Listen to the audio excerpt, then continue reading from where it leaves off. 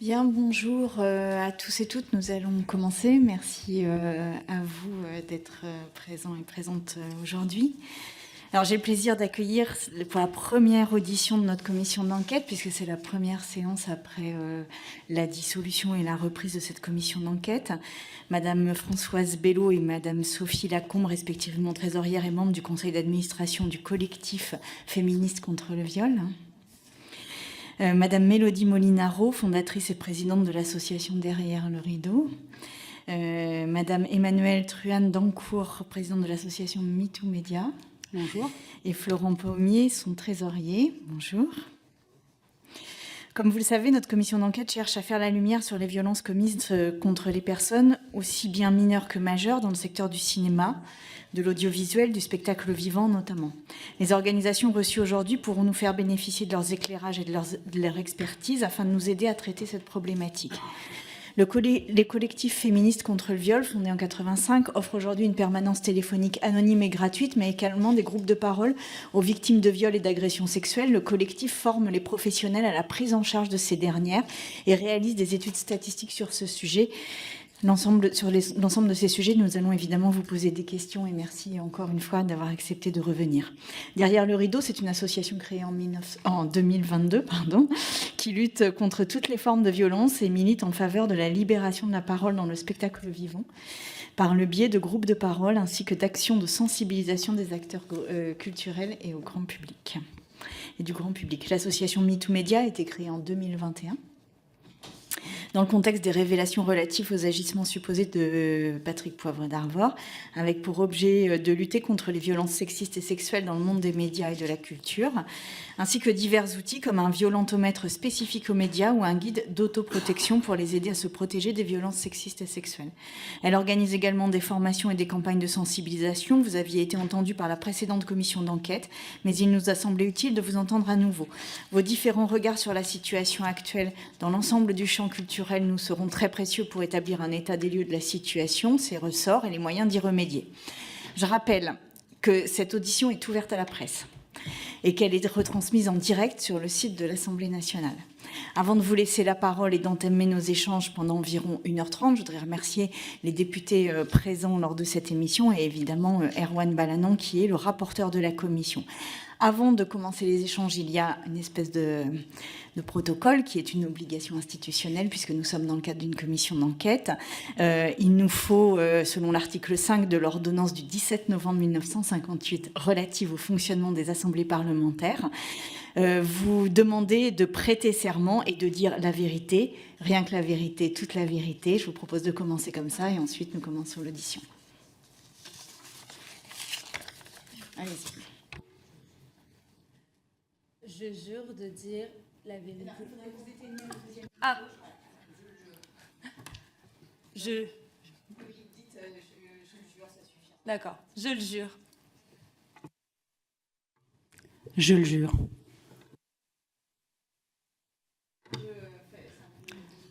T'as levé la main gauche. Oui. Je le jure. On va être rodés maintenant. Je le jure. Je le jure. Je le jure. Je le jure. Merci beaucoup. Donc, je vous propose, est-ce que vous souhaitez vous exprimer d'abord, faire un petit état des lieux, ou est-ce que vous voulez qu'on entre directement dans les questions, vu que vous avez déjà été auditionné? C'est un peu comme vous préférez, donc dites-nous ce que vous préférez. Vous voudriez faire un petit propos liminaire? Je vous écoute. Bonjour. Aujourd'hui, nous représentons le collectif féministe contre le viol. Comme vous avez pu nous présenter au début, nous sommes une association qui existe depuis 1985 et qui porte une première ligne téléphonique qui existe depuis 1986. L'élément déclencheur de la création de cette association, et notamment de la ligne d'écoute à l'attention des victimes et aussi de l'entourage des victimes, mais aussi des professionnels, de toute personne qui aurait besoin d'être épaulée dans la démarche d'aide. Elle est ouverte de 10h à 19h, du lundi au vendredi. Ça nous permet de dire qu'on n'est pas un numéro d'urgence, on est un numéro d'accompagnement au long cours. Pour tout ce qui est urgence, bien sûr, les services de police et les services de santé d'urgence sont là pour répondre à la demande de la personne dans l'urgence. L'association existe depuis 1985 et tout ce qu'on va pouvoir partager aujourd'hui, on tient à pouvoir le dire, c'est au jour d'aujourd'hui, on peut parler de 80 000 appels. Quand on parle de 80 000 appels, c'est 80 000 premiers appels de personnes qui viennent nous confier des faits et demander de l'aide. On ne compte pas les rappels. Donc 80 000 appels sur 40 ans d'existence. Oui, on aimerait bien 80 000 par an. Ce qui veut dire qu'aujourd'hui, tout ce qu'on va pouvoir partager avec vous, en fait, c'est toujours une bonne nouvelle qu'il y ait un grand chiffre d'appels, parce que la question, c'est pas est-ce que le chiffre est élevé au niveau des victimes, mais est-ce que les personnes trouvent de l'aide et trouvent un endroit pour pouvoir parler. C'est vraiment ça qui est primordial. D'où le fait de me réjouir sur le grand nombre. À cet endroit-là, ça veut dire que tout ce qu'on va vous dire, ça vient de l'expertise qu'on peut ressortir de la parole des victimes. Et on les remercie pour nous avoir appelés, parce que c'est bien grâce à cela qu'on a pu synthétiser, réfléchir, apprendre, améliorer les pratiques, savoir ce qui existait déjà, le partager et progresser. Donc merci à elle.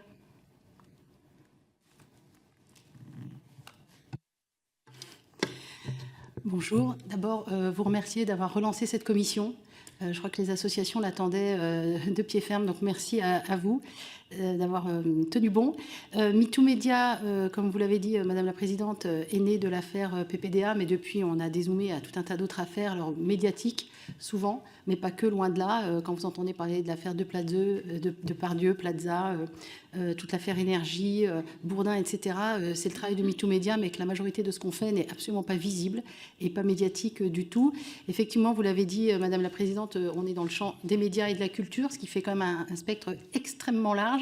Et je tiens à dire qu'on est bénévole, donc c'est quand même un engagement à 100% pour pas mal de membres déjà du bureau et de MeToo Média. On a un mantra à MeToo Média qui est il faut passer de MeToo à WeToo. C'est-à-dire que MeToo, c'est moi, nous, Florent et moi, on a tous les deux été victimes, Florent de viol, moi d'agression sexuelle et de harcèlement. Donc naturellement, on se sent concerné évidemment par ce sujet, mais on pense qu'on n'y arrivera pas si on n'embarque pas toute la société. Et WeToo, c'est vous toutes et tous qui n'avez pas été concernés directement, mais qui statistiquement connaissez forcément dans votre entourage une personne victime de violences sexistes et sexuelles, puisque ça touche dans le monde une femme sur 3, ou ça touchera à un moment une femme sur 3, et je n'ai même pas parlé des hommes qui sont bien présents. Donc nous, on pense vraiment qu'il faut embarquer tout le monde, les femmes, les hommes, les victimes et les pas victimes, si on veut vraiment y arriver. Et depuis le mois de mai, et merci beaucoup de nous réauditionner, parce que depuis le mois de mai, il s'est passé quand même pas mal de choses sur le mouvement MeToo en France, qui est un MeToo de l'aller-retour. On n'arrive pas à faire notre MeToo en une fois. On fait un pas, on recule là on est en plein backlash, on pourra peut-être en reparler, on recule de 10 pas. Mais depuis MeToo Média, on a lancé un MeToo Théâtre, un MeToo critique de cinéma, d'ailleurs qu'on a beaucoup de mal à sortir. On a lancé MeToo en musique classique, vous avez peut-être entendu parler de la maîtrise des hautes scènes, qu'on a lancé, mais vraiment il n'y a pas que ça, il y a beaucoup de choses dans le monde de la musique classique, et je sais qu'à un moment vous allez dézoomer sur d'autres MeToo, et je trouve ça très heureux, mais ça bouge énormément, et sur des affaires dont vous n'entendez pas forcément parler. Oui, bien sûr, il est photographe, MeToo Photo aussi, qui est effarant. Qui est effarant, le MeToo Photo, c'est très impressionnant. Voilà, il y a tout un tas de MeToo qui commencent à naître.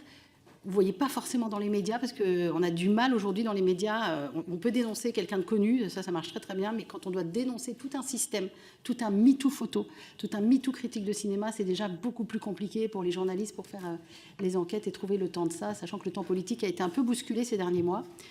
Ça n'aurait échappé à personne. Bonjour Madame la Présidente, bonjour Monsieur le rapporteur, Mesdames et Messieurs les députés. Tout d'abord, je suis très honorée d'avoir été invitée à cette commission. Je vais faire une courte présentation. Je m'appelle Mélodie Molinaro, je suis comédienne, chanteuse, autrice et metteuse en scène, et aussi du coup la fondatrice de l'association Derrière le rideau, qui a pour but de lutter contre les violences dans le spectacle vivant. C'est né à la base d'un podcast où je recueille des témoignages anonymes et où les victimes sont anonymes et les agresseurs ou agresseuses sont anonymes aussi. Le but étant de dénoncer le système dans lequel ces violences sont régies et de montrer qu'on a, pendant des décennies, banalisé des comportements abusifs, et donc vraiment de se dire, OK, d'apporter un soutien aux victimes et de voir comment on pouvait libérer la parole et mettre en lumière des comportements qui sont répréhensibles. Nous menons aussi des actions de prévention dans les écoles pour justement apprendre aux jeunes artistes et aux professeurs à mettre un cadre, à sortir de ce système ancestral où il y a vraiment des problèmes d'abus de pouvoir et un manque de pédagogie. Voilà, donc aujourd'hui, je suis ravie d'être là pour essayer ensemble de voir comment on peut trouver des solutions et créer un système qui apportera un soutien aux victimes et qui les fera se sentir en sécurité et qu'il n'y ait plus d'impunité pour les agresseurs.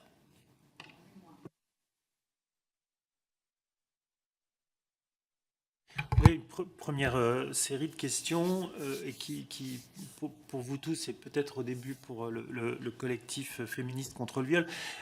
Votre action vous dépasse initialement le cadre de notre commission d'enquête. Vous avez un spectre plus large.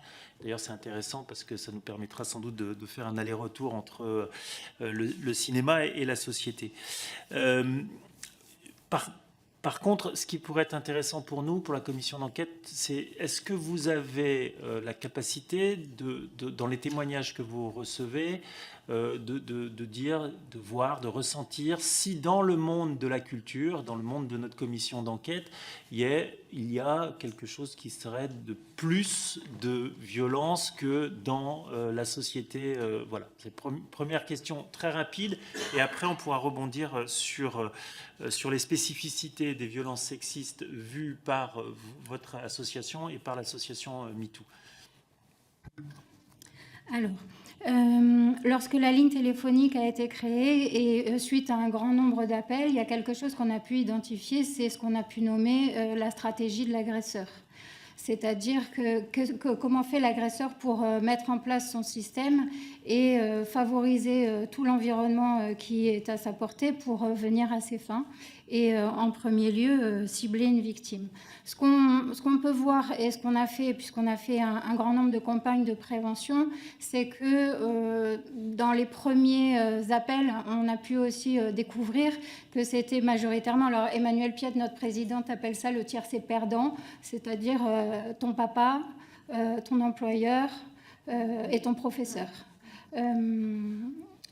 Déjà, c'était une manière de pouvoir voir dans les témoignages que dans la récurrence, on avait dans l'entourage de la victime une personne connue et non pas un inconnu. Par ailleurs, dans les domaines qui ont pu être par la suite visités, puisque grâce à ce mouvement MeToo, on sait au début, par exemple, il y avait le ministère des Sports avant le mouvement MeToo qui a pu dire chez nous, il n'y a pas d'agresseurs. Enfin voilà, il y avait une espèce de corporatisme qu'on retrouve dans tous les secteurs qui peut, finalement, c'est peut-être une pensée magique de dire que ça serait bien qu'il n'y ait pas d'agresseurs. Mais en vrai, on sait qu'ils sont dans tous les secteurs. Ça, MeToo, ça a aidé puisqu'il y a eu MeToo moi j'appelle ça MeToo-tout. Ça veut dire que plus on avance et plus les secteurs travaillent sur la question et peuvent avoir un regard beaucoup plus éclairé sur les mécanismes de violence en interne. Pour arriver au secteur qui nous concerne aujourd'hui, on a pu voir, puisqu'on donne des formations, et dans ces formations, on accueille tous les professionnels qui sont en contact avec les victimes. On a pu avoir des professionnels de différents secteurs qui peuvent dire « mais chez nous, c'est différent, c'est plus compliqué, c'est plus difficile, le cadre dans lequel on travaille impose plus de secrets ». En fait, on voit que ce sont les mêmes mécanismes. Après, on peut étudier justement sur le secteur de la culture, qu'est-ce qui vulnérabilise. Ce que nous, on peut voir à travers les témoignages, c'est le statut d'intermittent, par exemple, c'est-à-dire parfois la précarité sur le fait de travailler dans un temps court, sur un projet dans lequel, en même temps qu'on va travailler, on va être amené à faire son réseau, à rencontrer des gens et à pouvoir préparer le projet futur. Ça veut dire que si on est ostracisé, si on parle, si on est une personne qui est exclue, on fait aussi parfois entrer sur sa carrière. Donc on voit qu'il y a des freins à la parole, et pour les victimes, et pour les témoins. J'avais une petite question là-dessus pour prolonger les propos que vous venez de nous dire. C'est, est-ce que vous pourriez nous décrire un peu mais par le détail des situations, l'impunité ou la protection en fait qu'il peut y avoir dans un milieu, parce que vous dites c'est la stratégie de l'agresseur. Dans cette stratégie, il y a le fait de s'assurer une forme d'impunité. Du coup, concrètement, dans les témoignages que vous avez eus autour du cinéma, de l'audiovisuel, du spectacle d'une manière générale, quelles sont les stratégies employées, mais vraiment par le détail des situations, et les autres personnes auditionnées, si vous avez aussi des exemples à nous citer, je pense que ce serait intéressant. Je vous en prie. Oui, je peux. Oui. J'allais juste nommer le fait que, par exemple, recruter des alliés, c'est quelque chose qui est déjà fait. Et on sait que l'agresseur, pour assurer son impunité, sa priorité, c'est de pouvoir recruter des alliés et avoir un entourage fort qui sera soumis à sa cause. Donc ça, c'est vraiment un premier point qui est très fort. Nous, on accompagne les victimes dans les procès, quel que soit, et on voit bien que du côté des victimes, les bancs sont vides, et du côté des agresseurs, ils ont fait ce travail en amont de recruter des alliés. Et ça, c'est un travail qu'on retrouve dans toutes les stratégies d'agresseurs. Ils ne sont jamais seuls, c'est la victime qui est isolée. C'est pour ça que dans les accompagnements au procès que l'on fait, solidaires et bienveillants, on est là simplement pour remplir les bancs, être à la machine à café, et qu'elles puissent être épaulées dans ce parcours compliqué. On le retrouve aussi dans le milieu de la culture. Pour rebondir sur ce qu'elle disait, je peux revenir juste un peu en arrière sur les spécificités que moi je trouve dans le monde du spectacle et qui permettent malheureusement d'avoir des violences harcèlement sexiste et sexuel. Pour moi, je le regrouperais en 5 mots-clés. La précarité, dont on a déjà parlé, avec la menace d'être remplacé à tout moment et de se retrouver sans emploi, ou de faire un emploi qui est peut-être régi par notre agresseur, mais il faut qu'on le fasse parce qu'on doit avoir nos heures pour l'intermittence qui est comme le chômage. Donc voilà, il y a cette précarité qui rentre énormément en compte. Le deuxième point, c'est l'emprise psychologique, avec abus sous couvert de développement artistique, fondé sur l'humiliation et la maltraitance. Par exemple, je vais vous donner un exemple concret d'un témoignage que j'ai pu avoir où une élève se sentait vraiment pas en mesure de faire une scène. Elle était très timide et la professeure, pour la mettre à l'aise, lui a forcé à imiter, de faire une fellation. Voilà, pour lui dire si tu ne fais pas ça, tu ne seras capable de rien. Et pour surmonter sa timidité, c'est vrai que ça aide beaucoup d'imiter ce genre de choses pour surmonter sa timidité. Voilà. Donc vraiment, il y a une emprise psychologique avec de l'humiliation et de la maltraitance. On en vient toujours, même en 2024, au droit de cuissage, avec une pression sexuelle pouvant aller jusqu'au viol pour avancer dans la carrière. Avec, par exemple, on passe un casting et le directeur de casting nous dit ce serait bien qu'on boive un petit coup ensuite, j'aimerais bien faire un peu plus connaissance en passant la main sur la cuisse pour aller encore plus loin. Voilà.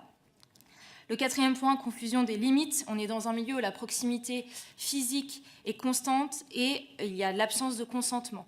Le personnel et le professionnel est souvent mélangé. On a un grand manquement de cadre à cet endroit-là, ce qui crée des abus, puisqu'il n'y a pas de limite. Et le 5e point, c'est ce qu'on était en train de dire, c'est la liberté d'agissement en toute impunité.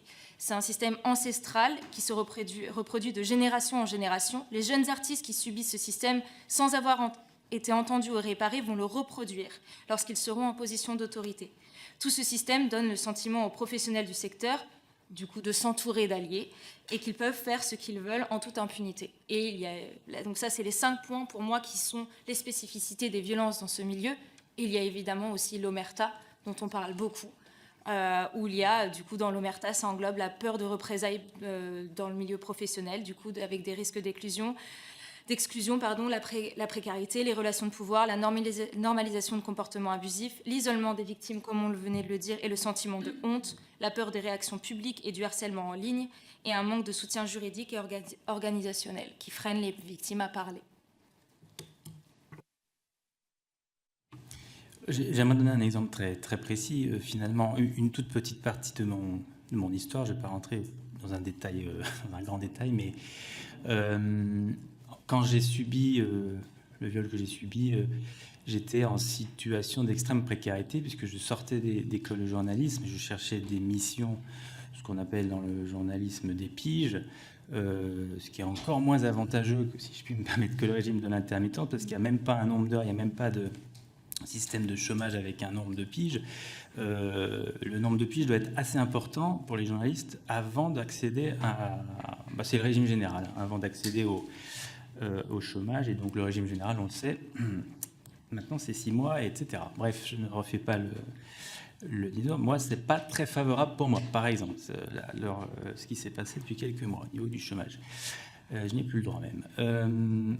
Donc les piges, pour revenir là-dessus, c'est un système où, au fond, on est très, très dépendant de l'employeur. Et moi, à l'époque, je cherchais des piges en radio. J'étais spécialisé en sortant de l'école de journalisme là-dessus. Et la personne qui était potentiellement...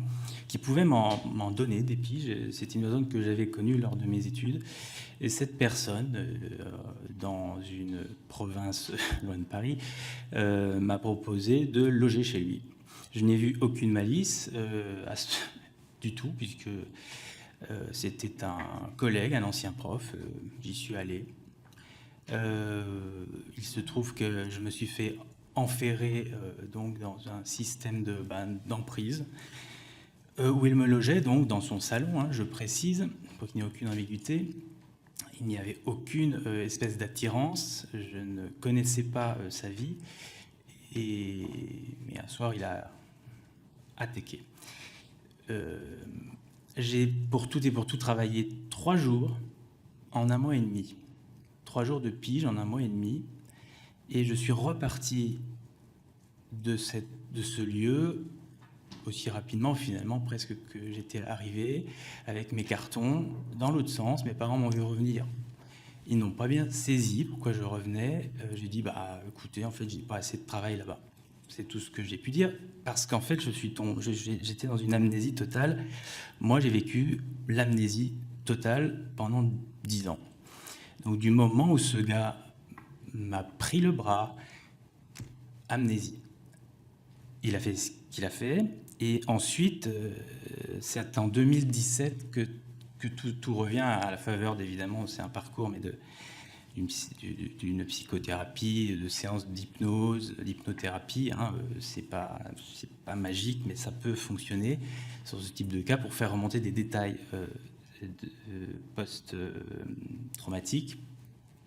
C'est mon cas, et je me suis reconstruit depuis, et ça va mieux. Mais je veux illustrer par là le fait que l'extrême précarité, de fait, moi, m'a poussé dans une situation de dépendance au niveau du logement, pour le coup, et dans cette grande entreprise d'audiovisuel public, je ne la citerai pas, mais vous l'avez repéré, eh bien, il subsiste un système aujourd'hui d'accueil, on va dire, des jeunes entrants et entrantes par des chefs, par des collègues. Alors, c'est sympa d'un point de vue humain. On est hébergé dans la chambre ou dans le canapé d'un collègue. Why not? Ça peut créer des situations de ce type. Je sais qu'il y a eu des modifications à certains endroits, qu'il y a une plus grande vigilance, malgré tout. Néanmoins, comme on est à l'Assemblée nationale, je pense que c'est important de citer cette entreprise de service public, d'audiovisuel public, importante en radio. Et j'en resterai là. Si vous voulez des détails, on pourra en parler par écrit. Rapidement, 3 choses pour répondre à la question.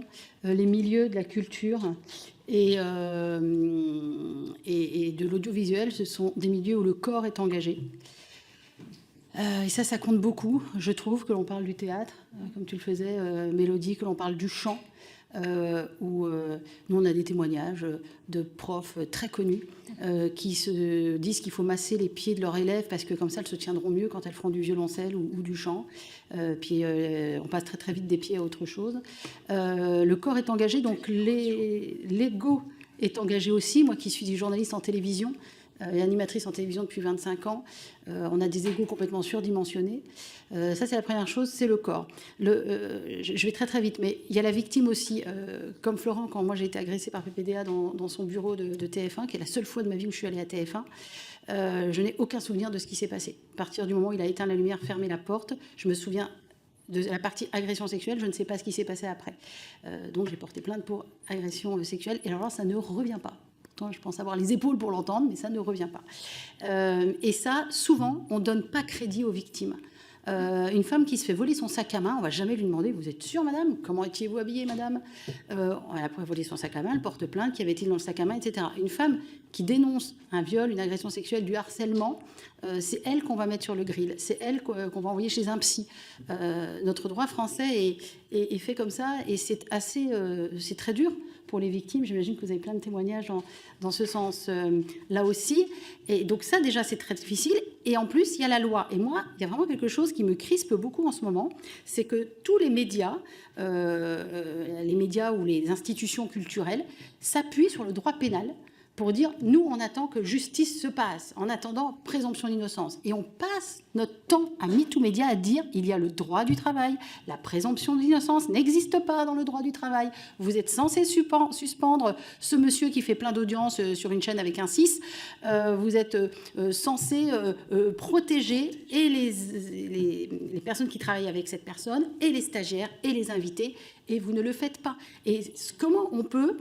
Et je vous pose la question, comment on peut former toutes ces entreprises? Alors, MeToo-Média donne des formations, mais autant vous dire qu'on ne va pas suffire. Comment on peut former ces entreprises à leur dire « Arrêtez de vous appuyer sur le droit pénal, il y a aussi un droit du travail. Et ce droit du travail vous oblige maintenant et pas dans 3, 4, 5 ans, peut-être s'il y a un procès où la personne ne sera pas... blanchi, alors ça pareil, c'est ce mot qu'on a un peu en horreur parce que c'est compliqué. Voilà, il faut que les entreprises, on les force, je ne sais pas comment, et c'est peut-être aux législateurs de trouver, qu'on les force à prendre leurs responsabilités déjà sur le droit du travail, qui est un droit un peu plus immédiat, on va dire.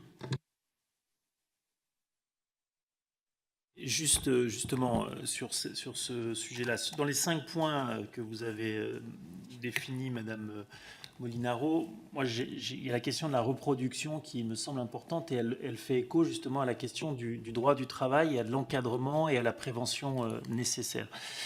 Quand on a, dans la première commission d'enquête, interrogé les écoles de théâtre, on leur a demandé quel était leur travail sur cette question-là. Est-ce qu'ils avaient des règles qui nous semblaient de bon sens, d'attitude, qui ne devaient pas être tolérées, qui n'étaient pas tolérables. On a vu, elles nous ont dit qu'elles avaient mis en place un certain nombre de chartes, un certain nombre de règles. D'ailleurs, ces chartes et ces règles sont, comme vous l'avez dit, tout simplement le respect du droit pénal la plupart du temps, et parfois du droit du travail. Donc, cette question de la reproduction, elle me semble intéressante. Elle est assez, ça peut être une clé d'amélioration des choses. Madame Dancourt, vous venez de dire que le Code du travail était suffisamment appliqué dans ce monde du spectacle, de la culture. Donc la question, elle est toute simple. Est-ce que voyez-vous des pistes d'amélioration des règles du droit du travail, des questions de prévention et des obligations nouvelles qui pourraient être apportées à l'employeur? Je rappelle que l'employeur, quel que soit le type de structure, est responsable de la santé et de la santé physique et morale de son employé. Et donc, est-ce que là-dessus, il y a des pistes d'amélioration que vous voyez possibles dans l'expérience que vous avez, et surtout au regard, et c'est ça qui est intéressant, il me semble, des expériences de victimes qui témoignent? Parce que, bon, on a vu, sur vos podcasts, il y a des choses extrêmement intéressantes et enrichissantes, et j'encourage nos collègues députés à aller aussi les écouter en conclusion. Donc là-dessus, sur cette question un peu vaste, mais un peu importante de la reproduction, comment vous voyez les choses? Déjà, je rejoins Emmanuel sur le fait que le Code du travail est quelque chose qui est assez flou, je trouve, et pas très utilisé dans notre milieu. En tout cas, oui, voilà, il y a vraiment un manquement. Pas très connu. Ouais. Pas très connu. Il n'existe pas. Enfin, vraiment, il y a un... Il existe, mais il n'est pas du tout... il est très mal appliqué, tout à fait. Pour répondre au fait qu'il n'y ait plus de reproduction, moi, j'avais des propositions sur le fait qu'aujourd'hui, il y avait déjà, pour certaines structures, si on veut obtenir une subvention, il faut un référent VHSS, donc violence, harcèlement sexiste et sexuel. Sur le principe, l'idée est super. Le problème, c'est qu'il y a beaucoup de référents VHSS qui s'autoproclament référents sans avoir fait la formation et sans avoir été certifiés. Donc, en gros, ils n'ont pas forcément les codes, les clés pour pouvoir recueillir la parole de personnes qui se tourneraient peut-être vers eux et qui souhaiteraient de l'aide, en fonction de harcèlement, si c'est une situation de harcèlement, d'agression, voilà. Pour cela, aussi concernant le référent VHSS, donc il faudrait pour moi que ce soit une obligation, que ce soit une formation certifiante. Déjà, c'est la moindre des choses, puisque pour être en train d'en faire une, on rappelle bien le code du travail, enfin toutes ces choses-là, on nous les réexplique, donc c'est les fondamentaux. Le souci aussi qu'il y a aujourd'hui sur les référents VHSS, c'est que c'est souvent des personnes qui sont à un poste ayant des responsabilités et dans des petites structures, c'est-à-dire voilà, un producteur qui est aussi metteur en scène et aussi référent VHSS. Et moi, je suis comédienne et c'est aussi mon agresseur. Comment je fais, vers qui je me tourne?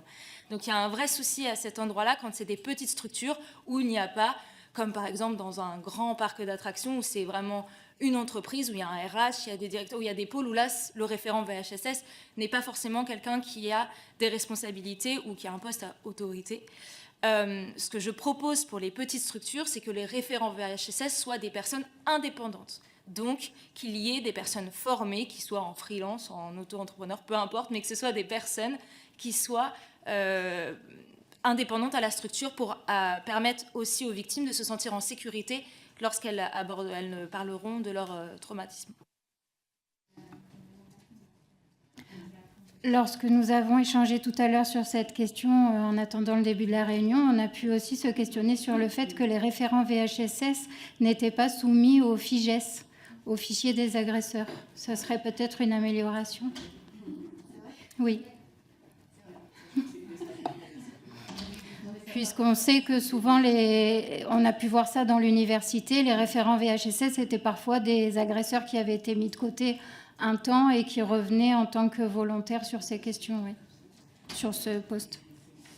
Je vous propose une dernière question et après on passe à vous, les députés. Juste remarque autant que question sur la question sur votre proposition d'avoir des personnes indépendantes. Aujourd'hui, la structuration et l'architecture du droit du travail, c'est l'employeur qui est responsable. Et c'est à ce titre qu'il doit mettre tout en œuvre pour la santé morale, physique de ses employés. Donc, aujourd'hui, dans cette architecture-là, la personne indépendante n'est plus référent direct de l'employeur. Donc, l'employeur se retrouve dans quelque chose qui peut aussi poser problème. Donc, nous, c'est notre rôle en tant que commission d'enquête. Il faut qu'on approfondisse cette question de la chaîne de responsabilité, quitte à peut-être à devoir transformer le droit du travail. C'est une piste peut-être qu'on aura à prendre, effectivement. Madame Lacombe, et après je vous propose qu'on passe aux questions des autres membres de la commission. Allez-y. Je ne me suis pas complètement présentée. J'en profite pour vous dire que j'ai une carrière de cascadeuse, professeure dans les écoles supérieures des arts du cirque, formatrice pour les diplômes d'État, diplômée d'État, professeure de danse et danseuse. Ça, c'est ma carrière à côté.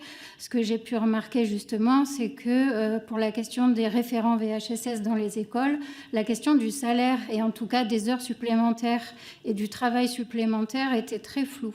Et qu'il y a des personnes à qui on confiait la mission sans qu'ils sachent combien d'heures ils devaient y allouer, dans quel cadre de travail et avec quel salaire. C'est-à-dire qu'il y a a priori des financements, mais que le suivi de ces financements et jusqu'au fait que la personne soit rémunérée et son temps de travail et qui sont ses référents.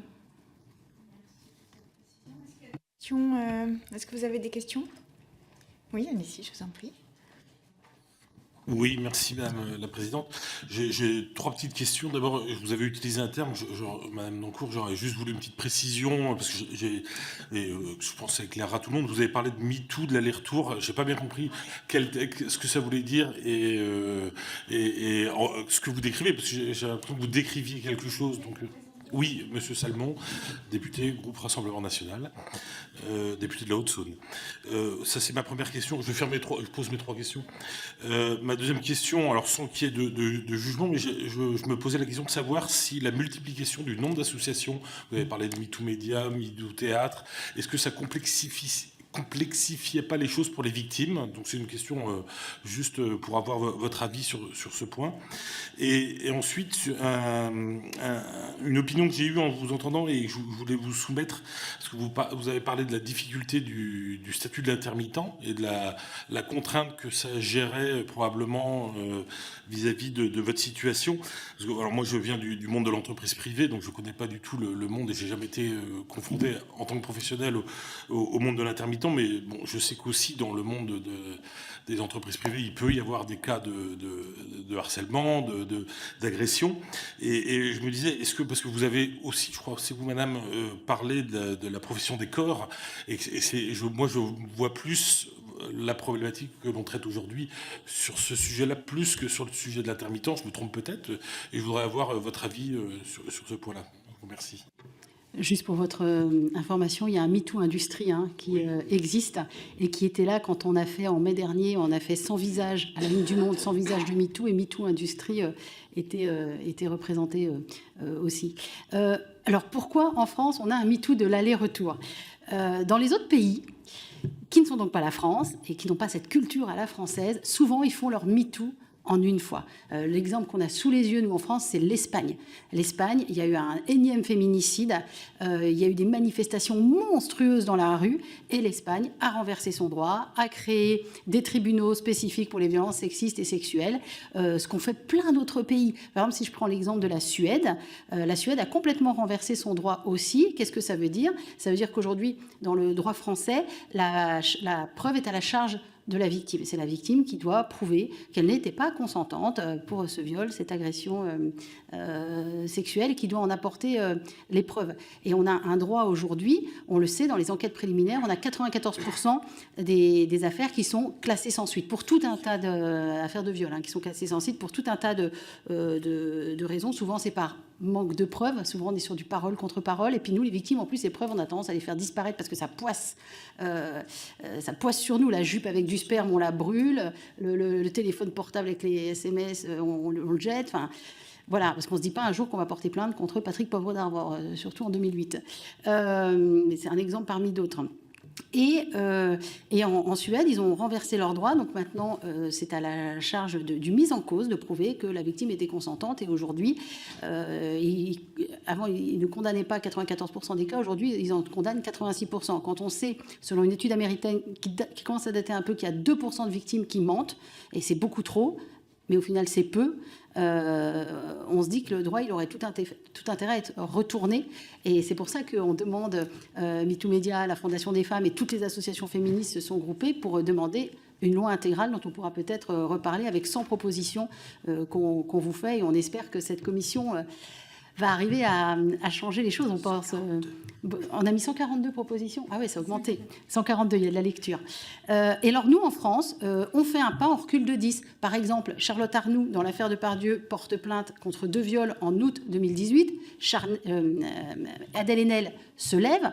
Il ne se passe rien. Judith Godrèche prend la parole. Ah, ça y est, ça frétille un petit peu, mais devant une salle absolument glacée. On cherche encore, nous, la grande question, on a 20% d'hommes à MeToo Média, c'est qui est beaucoup pour une association féministe, mais on dit où sont les hommes dans le mouvement MeToo ? Et comme je le disais, sans les hommes, sans les non-victimes, on n'y arrivera pas. Et en France, on n'arrive pas à faire ce MeToo d'un coup. Donc là, on est en plein backlash depuis 2 ans. C'est quand même très, très compliqué pour nous de devoir expliquer sans cesse ce que c'est qu'une victime. Et l'affaire des viols de Mazan, c'est dur à dire, mais malheureusement nous aide à se rendre compte que, ben oui, 91% des violeurs, ce sont votre père, votre oncle, votre professeur, la fameuse trilogie infernale de tout à l'heure, ce sont votre voisin, votre grand frère, et non pas un monstre, parce que le monstre n'existe pas. Et tant qu'en France, on n'aura pas pénétré les consciences, moi je trouve que le grand public avance quand même, mais au niveau du politique, on se pose beaucoup de questions. On se pose beaucoup de questions en disant, mais où est-ce que vous êtes, quoi ?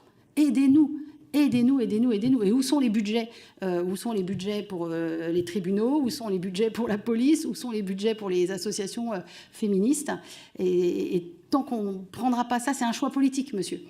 C'est un choix politique. Tant qu'on n'ira pas, on n'y arrivera pas. Et pour le reste, je vais peut-être laisser répondre mes camarades. Merci. Est-ce qu'il y a d'autres éléments de réponse ? Est-ce qu'il y a d'autres questions ? Est-ce qu'il y a d'autres députés qui veulent... Ah pardon, vous vouliez répondre ? Je voulais juste répondre par rapport justement à la précarité dont vous avez parlé. Pour moi, elle est aussi importante que le rapport au corps. Parce que on est dans un milieu où la concurrence est très forte, vous allez me dire comme dans beaucoup de milieux, c'est vrai, mais où il y a encore une fois, comme on disait, tout un petit cocon de privilégiés qui décident de qui travaille ou qui ne travaille pas, et si on décide de rentrer en conflit avec eux, on prend le risque de ne plus jamais travailler. Mais comme ça peut se passer dans une entreprise, on est stagiaire et on s'en prend à son directeur parce qu'il nous a mis la main aux fesses, par exemple, on y va aussi à reculons en se disant « ça se trouve, je ne travaillerai plus ». Sauf que, comme on l'a dit aussi, le code du travail dans le milieu du spectacle est quelque chose qui est malheureusement peu respecté. Et la proximité, tout ce qu'on a cité avant, les spécificités, la proximité du corps, la confusion, l'emprise psychologique dans lesquelles on peut se retrouver, fait qu'on est peut-être plus vulnérable et les personnes sont plus à même d'être victimes de violences. Mais pour moi, c'est tout aussi important, que ce soit à l'intermittence ou pas. On est sur quand même principalement des CDD, des contrats courts, sur lesquels on nous répète sans arrêt qu'on peut être changé, que quelqu'un peut prendre notre place si jamais on ne dit pas oui à tout. Quelqu'un le fera à notre place. Et ça, on le bâche à longueur de journée. Donc, la précarité a une place très importante dans ce milieu. Madame Lacombe et après Madame Legrain. Je reprendrai peut-être le sujet du corps en disant que sur la question des violences sexuelles, ce que nous on sait, c'est qu'il ne s'agit pas de sexe, il s'agit de violence et que le sexe est bien un outil puissant pour exercer des violences sur une personne. Ça effracte l'intime et si on parle du corps, en fait, on ne sexualise pas le corps, ça n'est pas une compétence de sexualiser une situation et un corps, quel que soit l'outil artistique d'expression, ça n'est pas le sujet. Pour la question de la pluralité des associations, vous avez parlé d'une multiplicité. C'est vrai que nous, sur le terrain, ce qu'on peut voir avec les victimes, c'est que parfois, elles ont besoin de parler à des personnes qui connaissent l'environnement dans lequel elles travaillent. C'est un premier pas. On parle d'escalier et on parle de marche et on va arriver vers des associations génériques comme nous, bien qu'on ait différentes casquettes, qui nous aident aussi à être au plus près du terrain et comprendre ce qu'on peut voir. Je redirais la stratégie de l'agresseur, c'est puisqu'il va utiliser des vulnérabilités, qu'est-ce que le secteur d'activité propose ? Je vais le dire comme ça, mais comme lieu de vulnérabilité. On parle d'un grand comédien agresseur qui va agresser la jeune femme qui va l'accompagner de sa caravane jusqu'au lieu de tournage, si c'est un tournage de nuit, et qu'il y a un espace où elle sera isolée. On parle d'isoler la victime. Ça peut se retrouver dans un sous-marin si c'est une personne qui est dans le corps de l'armée. Donc on va trouver des endroits comme ça où il y a l'utilité de terrain, où les personnes se sentent proches, vont avoir une facilité à pouvoir parler parce qu'il y a du corporatisme, mais dans le bon sens du terme, et non pas on ne va pas toucher à la famille, il ne faut rien dire. C'est l'inverse. J'ai envie de m'exprimer parce qu'ils savent. Et puis après, les associations génériques, eh ben, qu'est-ce qu'elles ont comme socle ? On parle de droit du travail, on parle de la loi, du code pénal. Si on parle de viol, on parle de crime, on parle de délit aussi. Donc ça, c'est vraiment un point commun pour nous toutes et tous. Monsieur Pommier, après Madame Legrain et Monsieur Pérez. Juste pour prolonger, les associations, certes, elles sont nombreuses, elles sont spécialisées, et cette hyper-spécialisation ne signifie pas pour autant qu'on est inefficace, au contraire, et on est en ce moment même en train de se parler beaucoup plus. Il y a une coalition qui s'est mise en place, qui se parle constamment sur les messageries. Une cinquantaine de grosses assos ou plus petites sont dans une coalition chapeautée par la Fondation des femmes. Cette cinquantaine d'assos a un document à votre disposition. Il est bientôt, on est en train de le travailler finement, mais il est bientôt à disposition, avec 142 mesures extrêmement précises, documentées, juridiquement établies, avec des références que vous législateurs, dans lesquels vous êtes plus à l'aise que nous. Ces 142 mesures, on les porte pour une loi intégrale contre les violences sexuelles et sexistes en France. Cette loi qui doit marquer, selon nous, un avant et un après. Comme en Espagne, il y a eu la loi de 2012. En France, il nous faut une loi intégrale en 2025, disons. Allez, on peut y aller. Merci Madame Legrain. Oui, bonjour Madame Legrain, donc Sarah Legrain du groupe La France Insoumise. Merci beaucoup pour votre présence très précieuse dans cette commission d'enquête dont je me profite pour me réjouir, parce que là c'est les premières auditions qu'elle a été relancée. Je pense qu'elle est absolument décisive. Merci pour tous les travaux que vous avez déjà faits, notamment les questions de stratégie de l'agresseur. Moi j'ai été formée par le CFCV, je sais à quel point c'est précieux pour dans n'importe quel domaine se poser la question de comment en fait elles sont permises par les facteurs de vulnérabilité. Merci aussi pour tout le travail, y compris propositionnel, sur les mesures de la loi intégrale. On peut avoir une difficulté en France qui est que les choses sont parfois un peu saucissonnées, si je puis le dire comme ça, c'est-à-dire qu'on a la partie budgétaire qui n'est pas forcément, qui peut pas forcément être contenue dans une loi intégrale. Donc il me semble, dans les mesures que j'ai pu voir, des choses qui sont vraiment de l'ordre budgétaire, il y a des choses qui sont plutôt de l'ordre par exemple, du côté de la justice, de circulaires qui peuvent passer, de plans de formation. Et puis après, il y a des choses qui sont de l'ordre de la loi. Et là, je sais qu'il y a des débats, et je fais partie, je prends ma part dans ce débat-là, sur les évolutions ou pas de la loi et sous quelle forme. Mais en tout cas, pour dire que l'ensemble des... Je pense que qu'il faut s'engager à apporter les sujets sur tous les aspects. Et en ce moment, on a l'examen du budget, donc c'est aussi une première pierre de vérité. Du coup, moi, j'avais un peu... Je vous remercie d'avoir fait la référence notamment au Code du travail. Et donc, au fait qu'il y a une diversité de réponses sur la question de l'impunité. Et c'est là-dessus que je voulais vous poser la question. On entend beaucoup, c'était un slogan féministe de longue date, que la peur doit changer de camp, que la honte doit changer de camp. Et donc ça pose la question du prix à payer. Et en fait, tout ce que vous décrivez semble pointer vers le fait que tant que c'est les victimes qui payent le prix, c'est-à-dire que tant que, en fait, c'est pas la honte pour un employeur d'avoir maintenu en place quelqu'un qui... contrevenait au droit du travail, tant qu'il n'y a pas peut-être un prix à payer aussi du point de vue de la punition, et avec une palette, parce que je ne suis pas en train de dire que tout est forcément une réponse pénale. Est-ce que vous considérez que dans déjà l'existant, il y a ce qu'il faut, c'est-à-dire par exemple le droit du travail, ça suppose des inspecteurs du travail. Est-ce que vous avez déjà eu affaire à des inspecteurs du travail? Est-ce que vous avez considéré que l'inspection du travail pouvait être utile dans vos secteurs pour rappeler le droit du travail?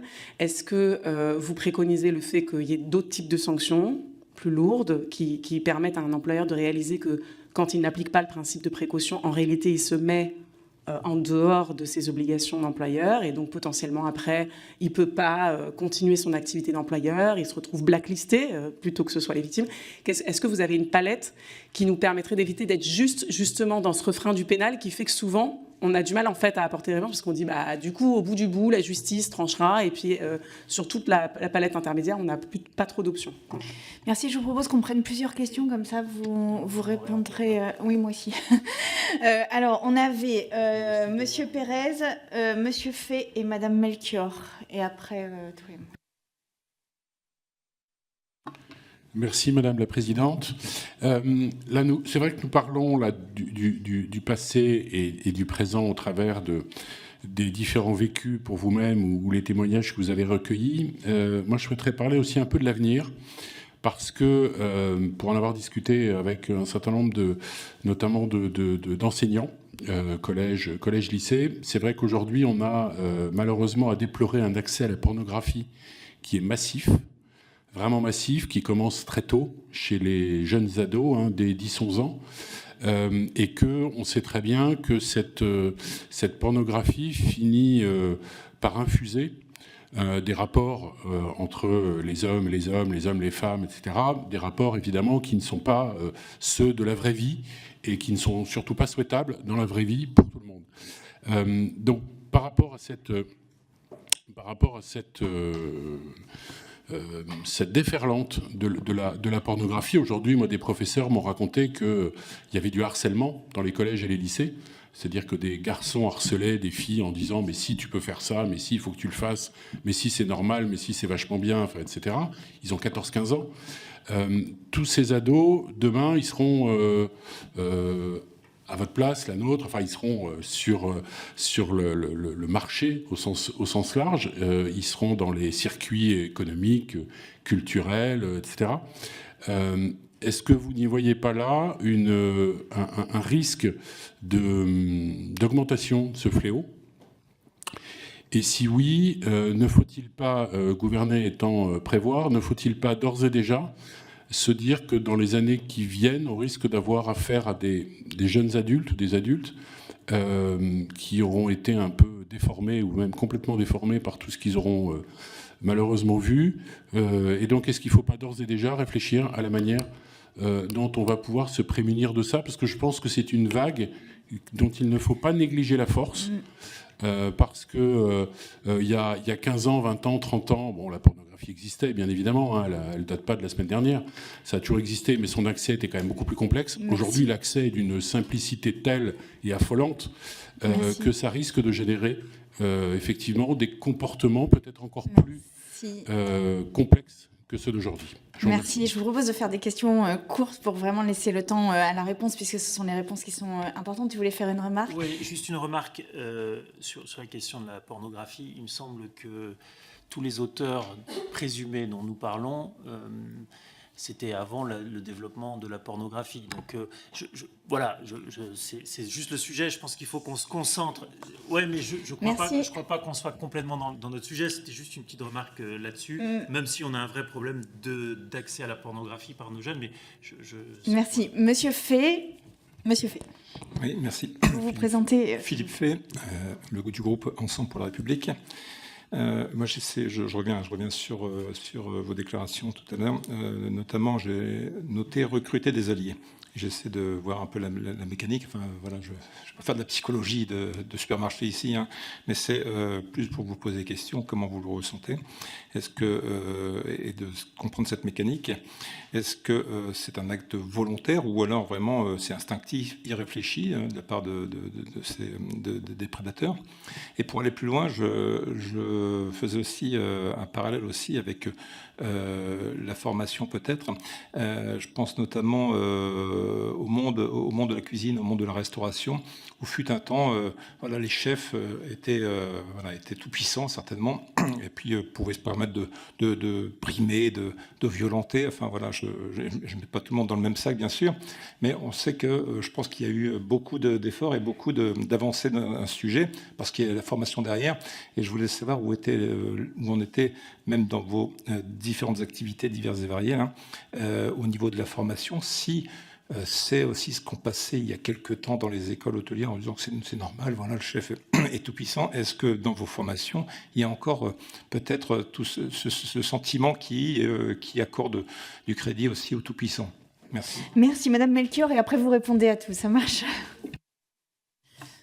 Merci Madame la Présidente. Graziella Melchior, je suis députée du Finistère, Ensemble pour la République. Et je faisais partie aussi, j'étais membre de la précédente commission d'enquête, et merci beaucoup de l'avoir reconduite et de m'y être admise. Voilà. M'avoir admise, pardon. Oui, moi j'avais quelques questions. Je voulais savoir justement, puisqu'il y a eu déjà une première commission d'enquête qui a été interrompue, est-ce que ça a changé quelque chose? En fait, est-ce que vous avez senti un changement entre la première et la deuxième? Est-ce qu'il y a eu des attentes qui ont été formulées? Est-ce qu'il y a eu des demandes, plus de demandes? Savoir aussi si vous avez eu si vous avez toujours plus de victimes à se manifester, et si vous je mets beaucoup de guillemets, mais si vous en espérez davantage, dans le sens où des victimes se signalent davantage, parce qu'on sait que c'est un frein souvent. Vous avez parlé justement parfois la crainte de perdre son emploi ou autre chose, ils n'osent pas, ou des témoins qui ne parlent pas non plus. Donc, et comment est-ce que vos associations peuvent aider justement à ce que la parole se libère davantage, ou comment elles peuvent encore mieux accompagner? Et je voulais savoir, parce que bon, je m'attends un peu à la réponse, il nous faudrait plus de moyens. Et bon, ça on le trouve dans beaucoup de secteurs, mais les moyens pour faire quoi? Qu'est-ce que vous envisageriez? Et enfin, on sait qu'il y a des auteurs présumés, et pour eux, contre eux, avec eux, pour les accompagner, que faites-vous? Merci beaucoup. Je vous propose de répondre. Qui veut commencer?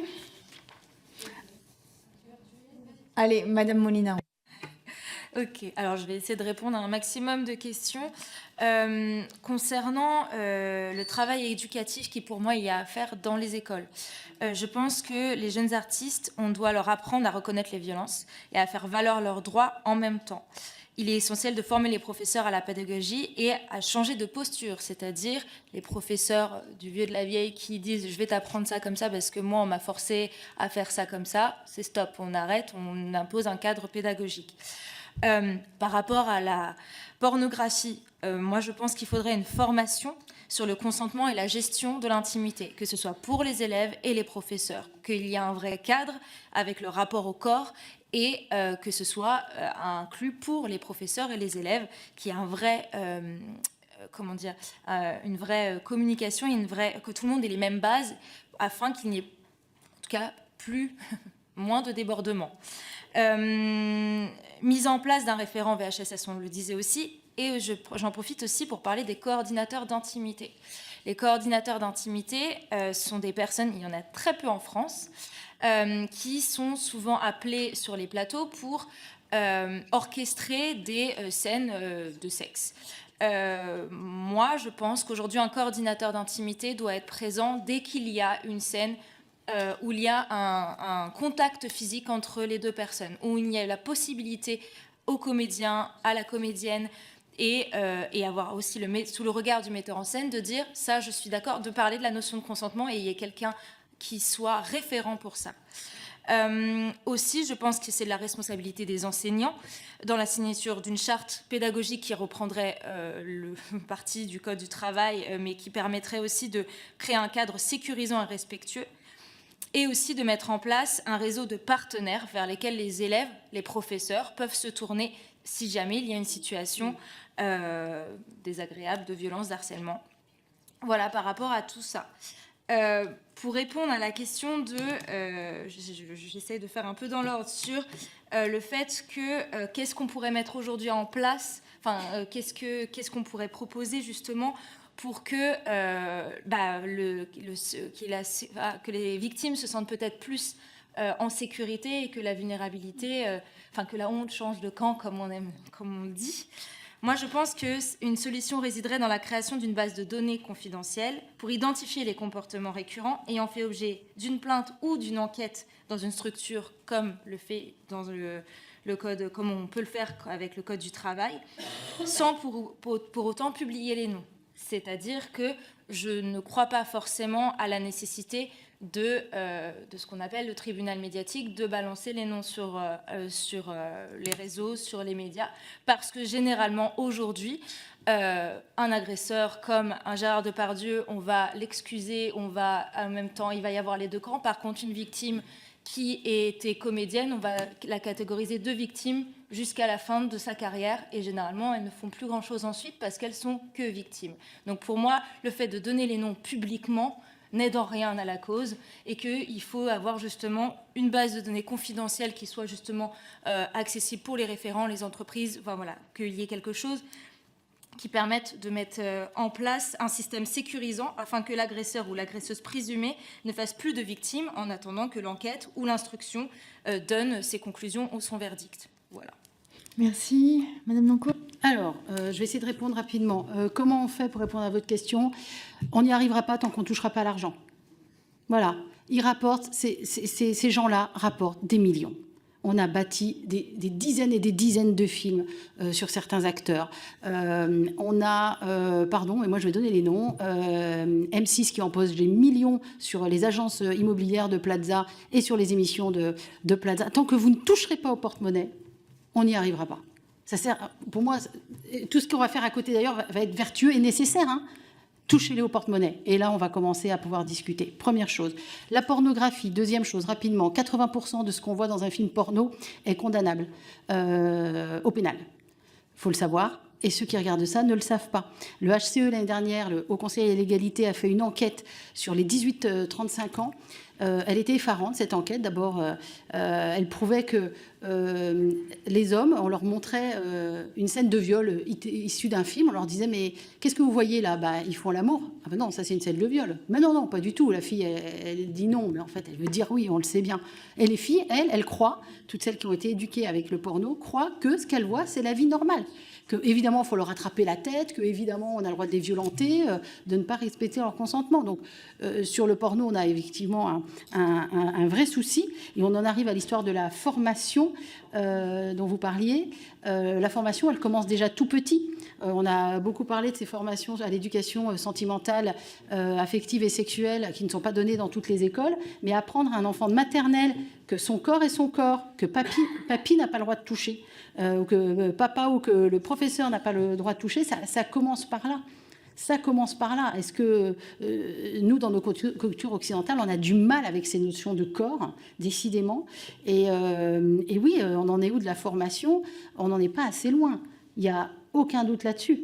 Et quand je vois les formations qu'on donne avec MeTooMédia dans les écoles de journalisme, dans les rédactions, dans les boîtes de prod, où on leur apprend à rédiger des articles, mais on reprend à la base.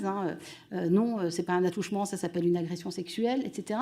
Il faut apprendre à nommer les choses et reprendre à la base, tout simplement.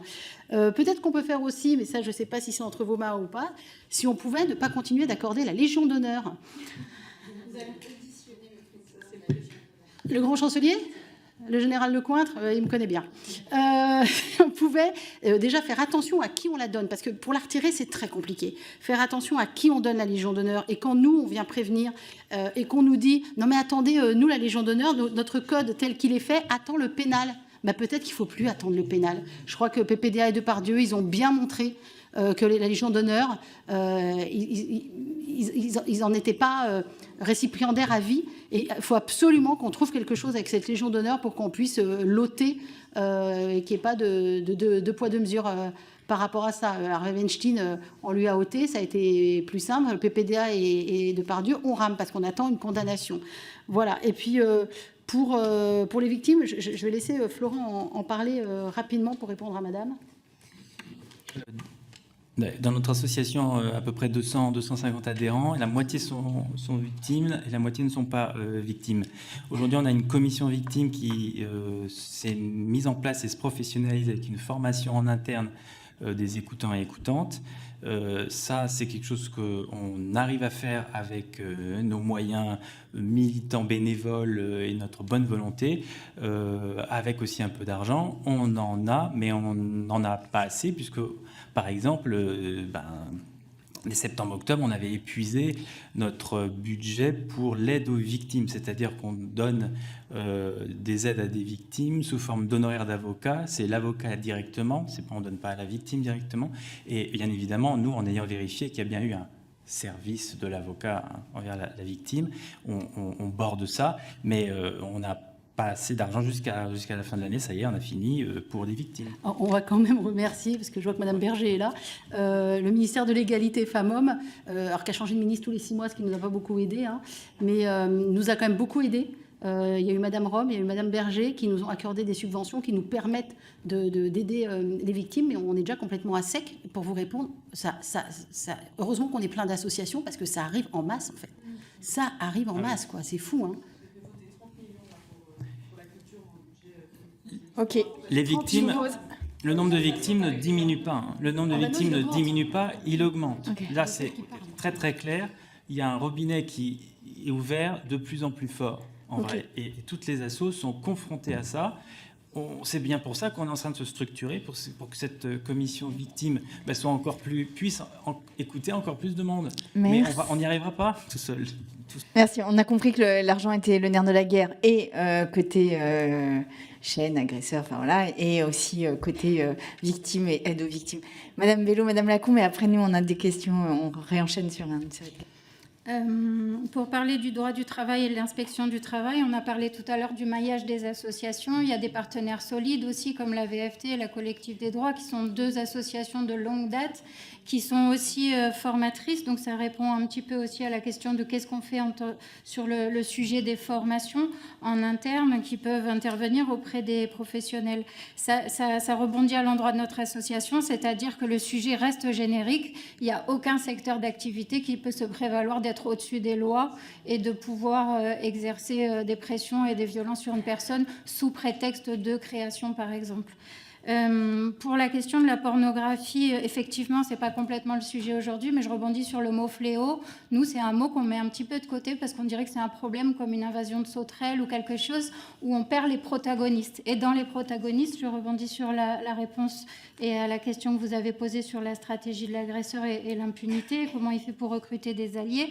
Si on ne perd pas le protagoniste, on garde aussi qu'est-ce qu'il fait. Dans ce qu'il fait, si on parle d'actes volontaires, nous, on vous dit que l'expertise du CFCV, elle vient de la parole des victimes, mais elle vient aussi de la parole des victimes dans les procès.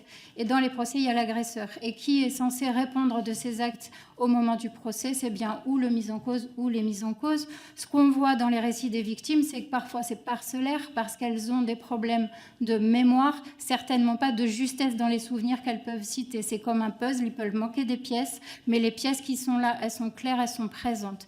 Et elle reconnaît dans son récit qu'il peut manquer des moments où un moment de l'événement, de comment ça s'est passé, peut lui avoir échappé du fait de sa sidération. L'agresseur, lui, ce qu'on voit pendant les procès, c'est que son discours évolue en fonction de ce que ça va lui coûter pénalement. Et là, on voit que du coup, le discours est organisé. Par exemple, elle était bourrée, que ça soit dans le cinéma sur une fête de fin de tournage, par exemple, si on reste dans le secteur d'activité, elle était bourrée, du coup, c'est elle qui m'a chauffé. Je reprends des vrais termes d'un vrai procès, d'un vrai agresseur reconnu coupable. Elle m'a chauffé. Là, on lui explique que c'est une circonstance aggravante. Eh bien, en fait, finalement, elle n'était pas bourrée. Ça évolue. Mais par contre, lui, il était bourré. Et donc, il ne savait pas ce qu'il faisait. C'est le même, dans le même procès. Et là, on lui réexplique que c'est une circonstance aggravante. À nouveau, il dit non, finalement, on a bu après.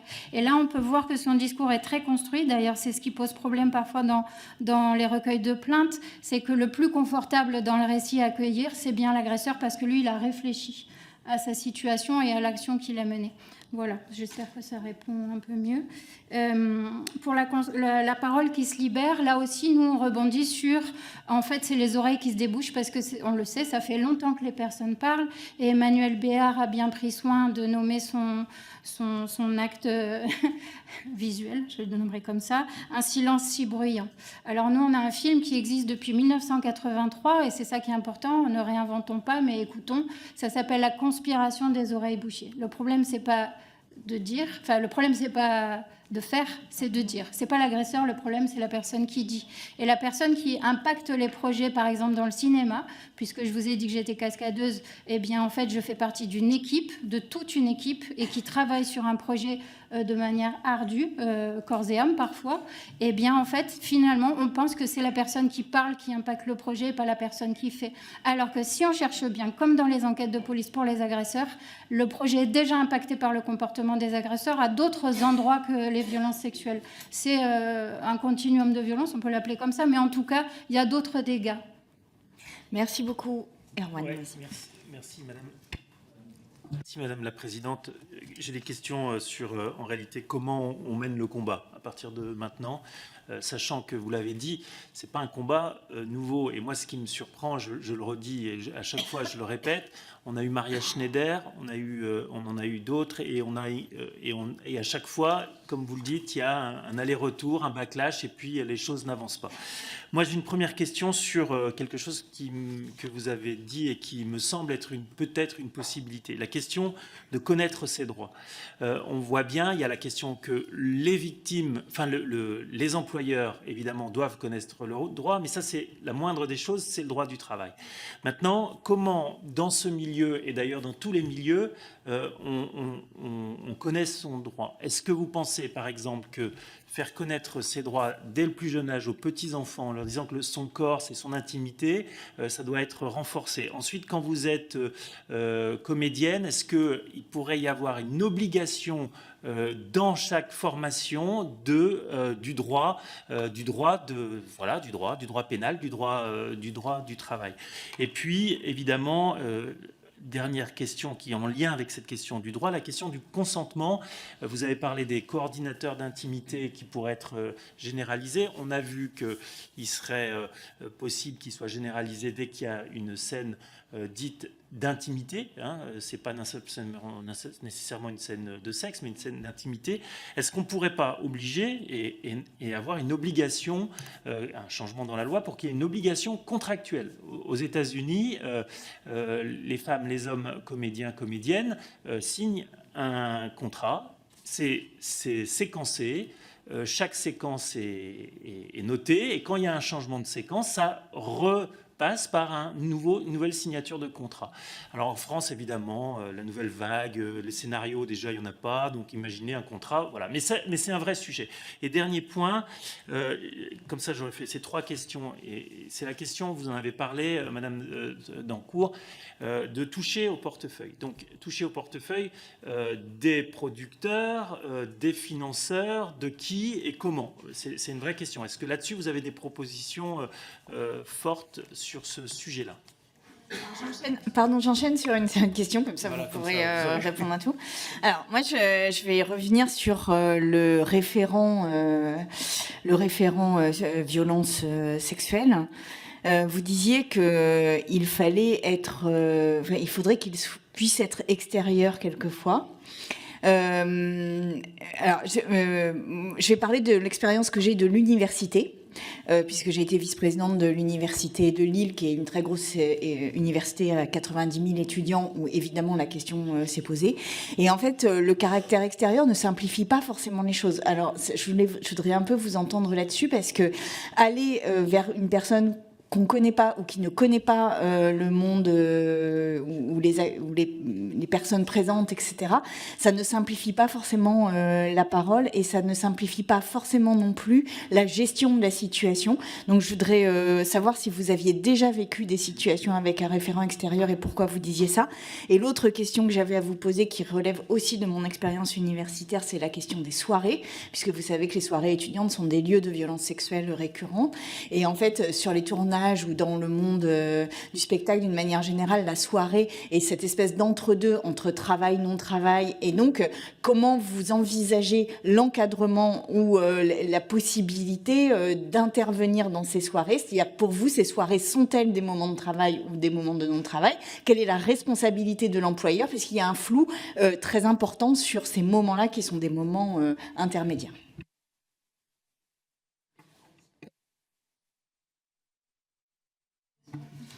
Alors, sur la question des soirées, je rebondis même sur la question des temps de résidence, de création, puisque c'est vraiment des temps où il y a une vie en commun et qui peut aussi se solder par une soirée où il peut y avoir des moments festifs.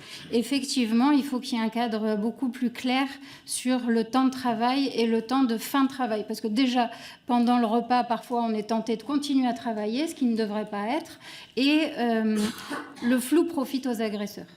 Et ça, c'est vraiment une zone de flou.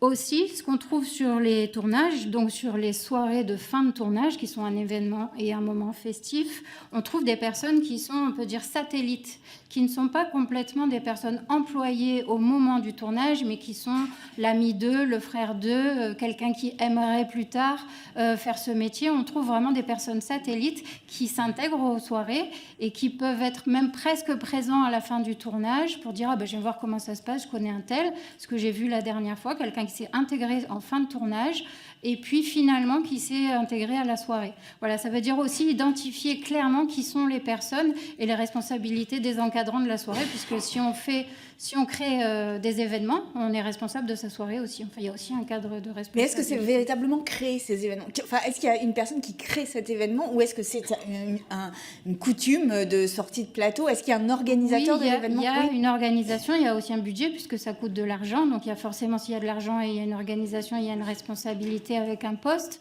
Et notamment, ça peut être, si on parle des écoles supérieures de cirque, par exemple, il y a cette tournée de fin d'école, il y a ce spectacle de fin d'école où il y a des programmateurs qui viennent aussi. Et donc, dans ces soirées, il y a aussi parfois un début de réseau professionnel. Et donc, c'est à surveiller aussi pour que l'encadrant des élèves soit proche de ces élèves pour voir comment le monde professionnel qui s'intègre à ces temps-là se comporte. Oui, tout à fait. Oui. Juste pour compléter, parce que je crois que Mélodie a beaucoup de choses à dire, vous parlez des soirées, mais n'oubliez pas les castings. On est en train d'essayer de sortir un MeToo casting, un MeToo Média. Ouais, voilà, il faudrait que les contrats démarrent au moment du casting. Mais ils sont malins. Évidemment que les producteurs, ils ne font pas commencer le contrat au moment du casting et le contrat s'arrête avant les soirées. Dans l'affaire des volets verts, on a une chance folle, c'est que ça soit passé sur un tournage et qu'il y a eu des témoins. Mais tout ce qui se passe sur les castings, et les directeurs de casting, les directrices peuvent vous en parler, et tout ce qui se passe dans les soirées ne sont pas contractualisés. Donc le producteur, ils ne se sentent pas concernés. Voilà, donc je voulais parler de ça. Et juste pour répondre sur l'argent, sur le cinéma ou le théâtre, il y a des producteurs, donc ça paraît condamner le producteur quand il n'applique pas le droit du travail, parce que c'est vrai que sous couvert de flou artistique, tout est flou, quoi. On n'applique pas le droit du travail. Pourquoi il ne s'applique pas sur les tournages, sur les productions de théâtre, les productions de danse ou de chant? Alors ça, c'est un énorme mystère. Et les obliger à appliquer le droit du travail, mais les télévisions aussi, qui ont pour le coup beaucoup d'argent également, les obliger à appliquer le droit du travail. Vous n'avez pas suspendu monsieur machin alors qu'il est dangereux sur son lieu de travail parce que ses victimes, il se trouve qu'il les a recrutées dans sa propre équipe ou dans les invités de son émission. Amende, mais grosse amende qui fait mal, parce que si ça fait pas mal, ça sert à rien. Voilà, mais prenez bien l'entièreté du scope, et pas juste les tournages, ou juste les soirées et les tournages, évidemment, et avec toute la drogue aussi, on l'a pas dit, hein, mais toute la drogue et l'alcool qui circulent dans ce Y aurait-il de la drogue Madame Lacombe. Oui, je rebondis sur ça. En fait, il y a les fiches techniques qui sont préparées, c'est-à-dire que s'il y a une personne qui est reçue dans sa loge, par exemple pour un concert, il y a une fiche technique. Dans la fiche technique, parfois, il y a des demandes qui sont hors cadre de la loi ou du droit du travail. Donc ça aussi, ça doit être vraiment respecté et il doit y avoir une attention là-dessus. Aujourd'hui, j'ai appelé un cascadeur pour lui demander, dans son contrat de travail, s'il était nommé l'interdiction d'exercer des violences, quelles qu'elles soient, et notamment les violences sexuelles, puisque c'est le sujet d'aujourd'hui. Effectivement, c'était noté, mais en page 9, et il m'a dit je ne l'ai pas vu. Alors, il m'a dit, c'est la preuve que je n'ai pas lu mon contrat jusqu'au bout, merci.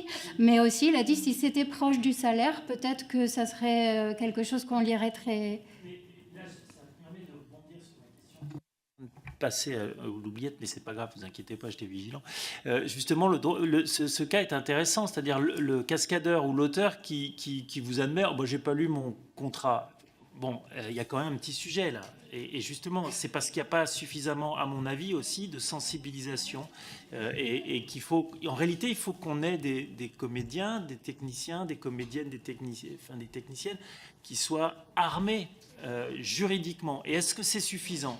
C'est une vraie question. Alors évidemment, je ne suis pas en train de dire que c'est de leur faute, hein, au contraire, mais c'est une vraie question qui m'intéresse parce que peut-être que ça, c'est un cadre légal qu'on peut renforcer. Alors, Madame Lacombe, assez rapidement, si ça ne vous embête pas, pour faire circuler la parole. Bien sûr.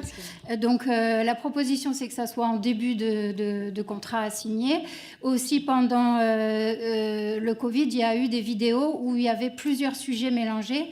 Et à la fin, les gens qui étaient engagés devaient voir la vidéo et signer comme quoi ils l'avaient vue. Mais il y avait tellement de sujets que certains sujets passaient à la trappe, notamment celui des violences sexuelles. Donc, que ça ne soit pas banalisé, que ça soit mis en avant. Pour finir, je suis rapide. C'est pour dire aussi que dans les documents qu'on a pu lire, parfois la loi est réinterprétée et écrite à moitié. Et donc, c'est important dans toutes les communications que la loi soit écrite comme elle est écrite dans le code pénal. Et effectivement, qu'on soit tous et toutes dans nos débuts de profession informés. Madame Molinaro. Oui, justement, je réponds à la question concernant comment on forme et comment on informe, pour moi, les artistes et les jeunes artistes. Je pense que tout comme on leur apprend à reconnaître les violences, pour moi, on doit leur apprendre le droit du travail et qu'est-ce qu'il doit y avoir dans le contrat et quels sont leurs droits, vraiment, ce qui n'est pas du tout fait. Mais non, pas du tout. Je l'ai pas eu. Et je ne connais aujourd'hui aucune école de spectacle qui fasse ce travail-là. On nous demande d'être au service de l'art, on nous demande d'être au service du metteur en scène, de se mettre à nu, ce sont des mots qu'on emploie, d'où pour moi aussi l'importance du coordinateur d'intimité ou de la coordinatrice, qui soit peut-être le metteur en scène ou la metteuse en scène ou le professeur, enfin la personne qui est en position d'autorité dans ce moment-là, et une formation à cet endroit-là pour apprendre à chacun à poser ses limites et qu'il n'y ait pas que ce soit que dans des scènes justement de sexe ou d'intimité, mais qu'il y ait un vrai apprentissage sur ce qu'est le consentement et pour tout le monde. Voilà pour la question de coordinateur d'intimité. Et pour moi, tout passe effectivement par la formation, que ce soit des professeurs, metteurs en scène, producteurs, et la sensibilisation auprès des jeunes artistes ou même des comédiens ou comédiennes déjà professionnels ou artistes, peu importe quels qu'ils soient. Je pense qu'on a tous besoin d'avoir une mise à zéro et d'avoir toutes ces informations et d'avoir les clés et les outils pour pouvoir éventuellement se défendre et savoir vers qui se tourner et comment se tourner et quoi mettre en place si on est victime d'une violence. Par rapport au référent VHSS qui serait indépendant. Je pense que c'est intéressant d'avoir les deux, en fait, c'est-à-dire que d'avoir le choix, de savoir vers qui on se tourne. Par exemple, moi, je sais qu'il y a des personnes qui se tournent vers mon association Derrière le rideau parce qu'ils savent que je suis comédienne, ils savent que je suis aussi artiste et qui préfèrent largement se confier à moi qu'à Audience parce qu'ils ne savent pas trop qui est derrière le poste téléphonique et qui préfèrent avoir ce rapport-là. Comme on disait, je pense qu'en tant que victime, on a besoin de s'identifier, d'où le fait qu'il y ait autant de MeToo. Je pense qu'avant de savoir jusqu'où on est prêt à aller dans notre parcours de victime, c'est déjà effectivement de mettre les mots sur ce qu'on a vécu, mais surtout savoir que la personne à qui on confie notre parole est quelqu'un qui comprend parce qu'elle comprend le système dans lequel on est. Et je pense que les deux ne sont pas incompatibles, d'avoir à la fois des référents indépendants, surtout quand c'est des petites structures où je vous dis, il y a le producteur, la productrice et la metteuse en scène, donc d'avoir quelqu'un peut-être extérieur pour pas qu'il ait trop de responsabilités, comme on l'a dit aussi, qui paye ces gens-là aussi, ça coûte de l'argent aux structures. Et éventuellement d'avoir quelqu'un au sein de la structure, mais qui ait ces deux possibilités-là. Merci, Monsieur Pommier. Et après, il y a de nouveau des questions. Deux idées qui peuvent être tirées de l'expérience que j'ai au syndicat national des journalistes. On a, par exemple, au congrès annuel, congrès d'un syndicat, c'est pas une entreprise, mais pourtant on s'y tient, on a un groupe de personnes qui sont potentiellement les réceptacles d'une parole s'il y a une VSS, une violence sexuelle, pendant le congrès. Ce type de dispositif devrait être appliqué partout, quel que soit le secteur, au fond. Lors d'une fête, lors d'un tournage, ça se fait sur les festivals, ça se fait aussi de plus en plus dans des soirées en discothèque, C'est hyper important, un numéro. Ça peut être un numéro, ça peut être une messagerie, ça peut être un truc d'urgence, un numéro d'urgence. Voilà, ça c'est une première chose. Pour la formation il faut absolument que tous les référents VSS soient formés et bien formés.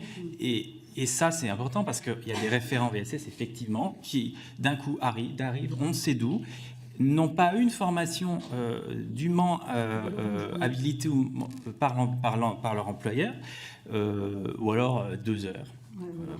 Merci, mais c'est pas en 2 heures qu'on va apprendre et se forger, par exemple, le sens de l'écoute ou la psychologie pour écouter une victime de violence sexuelle. Ça ne se fait pas en 2 heures. Donc ces deux choses-là peuvent être importantes pour avancer. Merci. Alors, j'avais noté Madame Berger. Il y avait une autre demande. Tu as demandé ? Ok. Donc, Madame Berger et après, Monsieur Amir Chahi. Oui, merci Madame la Présidente et merci à vous évidemment pour l'action que vous menez, votre présence aujourd'hui. J'avais une question un peu en rebond à ce que vous avez dit sur la notion de contrat de travail. Parce qu'on voit bien, et vous avez parlé de flou artistique dans le jeu de mots que vous avez employé, que c'est là où se nichent en fait les principales difficultés, c'est cette zone grise de qu'est-ce qui doit être intégré au contrat de travail, qu'est-ce qui n'y est pas aujourd'hui, qu'est-ce qui devrait y être demain. On parlait de la question des soirées, par exemple. Est-ce qu'on considère que ça fait partie de notre travail d'artiste que d'y assister parce que, quelque part, ça fait partie d'un contrat moral qui existerait? Est-ce que, du coup, ça doit figurer dans le contrat de travail dès le départ? En clair, est-ce que, pour vous, il y a une nécessité de mieux nommer et de mieux borner ce qui est attendu des professionnels, y compris quand ça n'est pas, j'allais dire, sur le lieu de travail immédiat, dans le cadre du métier qu'ils exercent, mais parce qu'il y a tous les à côté de promotion, d'événements, qui, à un moment, participent, encore une fois, de ce flou. Deuxième question, c'est, vous avez évidemment évoqué la question du rapport au corps. Et évidemment, ce rapport au corps, il persistera parce qu'il est à l'essence même du métier et des métiers qui sont les vôtres. La question, elle est donc pas tant le rapport au corps que la question du pouvoir que certains peuvent avoir sur ce corps et de l'abus de pouvoir qui peut en résulter. Je comprends que pour vous, ça veut dire à la fois la question de la formation initiale de l'ensemble des professionnels du spectacle, quels que soient ensuite les niveaux de responsabilité qu'ils aient, que ce soit des artistes, producteurs, distributeurs, enfin, quel que soit le maillon de la chaîne. Est-ce que ça doit aller au-delà en termes de formation? Et si oui, quel type de formation? Est-ce que c'est uniquement de la formation initiale? Est-ce que c'est une formation continue? Est-ce que c'est de se dire que si je prends l'exemple d'un tournage, en début de tournage, il doit y avoir une formation de l'ensemble des professionnels qui sont présents sur le lieu de travail pour réaffirmer encore une fois une tolérance zéro vis-à-vis de risques de violence sexuelle. Et je conclus. Il y a eu plusieurs questions, j'en pose en bloc. Oui, mais on arrive à la fin de l'audition, c'est pour ça. Je crois que c'était 19h, pardon. C'est 18h30. Écoutez, j'essaie d'aller vite, Madame la Présidente. Mais est-ce que pour vous, il y a des moments précis qui doivent justifier, au-delà de la formation initiale, que ça puisse être le cas? Je retiens ce que vous avez dit aussi sur est-ce qu'il faut un référent interne ou externe. Moi, je crois beaucoup à la question des tiers de confiance qui doivent pouvoir exister. Et ces tiers de confiance, pour moi, ne peuvent pas être systématiquement dans l'entourage immédiat et professionnel. Parce que je crois que ça fait peser une responsabilité énorme sur des professionnels dont ça n'est pas le métier initial, qui auraient uniquement reçu une formation supplémentaire, ce qui peut être utile, mais je crois qu'on a besoin de gens dédiés, professionnels, et qui ne sont pas de parti pris, j'allais dire, parce que sinon eux-mêmes peuvent se mettre en risque ou ne pas oser déclarer, dire, dénoncer ou accompagner. Merci, Monsieur Amir Chahi, et ensuite je vous propose de répondre. Bonsoir, et je vous prie d'excuser mon retard, mais nous sommes dans une période où tout le monde est pris dans des commissions, dans des votes, en séance. Il n'y voyait aucune désinvolture. J'ai une question très courte, et je me suis renseigné auprès de ma voisine pour savoir si la question n'avait pas été posée avant. C'est la question des mineurs. Est-ce qu'il y a des... Très bien, parfait. Bien. Il s'agit de savoir s'il y a d'abord un constat particulier concernant les mineurs, mais surtout est-ce qu'il y a des dispositifs spécifiques d'accompagnement, non seulement des mineurs eux-mêmes, mais aussi de leurs parents, le cas échéant, ou d'accompagnants responsables ou référents. Voilà, je ne développe pas, quand vous voyez exactement derrière cette question-là, tout ce qui se joue, puisque c'est aussi à ce moment-là que se construisent les violences et les fragilités qui s'en suivent. Merci. Monsieur Balanan, et ensuite, je vous propose qu'on conclue cette audition. Allez. Oui, moi juste, on a beaucoup parlé du Code du travail. Moi, il me semble qu'il est, en tout cas pour aujourd'hui, assez puissant si on l'appliquait. Mais la question quand même, c'est est-ce qu'il est complètement adapté à vos spécificités? C'est-à-dire que est-ce qu'on doit, nous, législateurs, imaginer un certain nombre de règles, non pas différentes, mais renforcées par rapport à vos spécificités? Parce que vous l'avez dit, et c'était très rapide, il y a du travail en intimité, du travail de nuit, du travail en promiscuité, du travail, tout ça est assez spécifique. Et puis ensuite, vous avez aussi, comme ça a été dit par tous les députés et par vous-même, il y a la question du corps. Donc, est-ce que nous, on n'a pas ce sujet à imaginer? Et dernier point, ce sera ma dernière question. Vous avez des cellules d'écoute et vous entendez beaucoup. Nous, si vous pouvez nous fournir par écrit vos statistiques et vos chiffres, ça nous intéresserait beaucoup pour contextualiser, objectiver un certain nombre de choses. Et merci, parce que je pense que ce sera la dernière question. Merci encore une fois pour ces témoignages qui complètent le travail qu'on a déjà mené et tout le travail qui nous reste à faire. Merci beaucoup. Je vous propose de répondre à ces dernières questions, à cette dernière salle. Pour répondre à la question par rapport aux soirées ou aux à côté, les promotions et tout ça, les soirées de fin de tournage sont importantes mais pas obligatoires puisque ça permet de créer un réseau et ça conclut toute une période de travail. Moi, plutôt que de les inclure dans le contrat de travail, c'est de faire une charte qui cadre ces choses-là, que tous les gens présents à cette soirée soient au courant et soient conscients de ce que ça implique. En rappelant évidemment les règles et en disant ce qui n'est pas acceptable. Je pense que la charte aussi est une bonne solution dans tous les à-côté qui peuvent être à la fois tous les à-côté du contrat de travail. Par rapport aux mineurs, je peux malheureusement, et je crois qu'on s'est regardé, on n'a pas de témoignages concernant les mineurs, donc on n'a pas l'expérience pour pouvoir en parler. Après, je sais aujourd'hui que dans le monde du spectacle, quelqu'un, par exemple, il y a le Roi Lion qui se joue en ce moment à Paris, il y a des enfants qui jouent tous les soirs, ils ont tous les soirs un accompagnant majeur qui est avec eux, qui les accompagne de la rentrée sur scène à la sortie de scène, ils sont jamais seuls. Donc il y a quand même un suivi.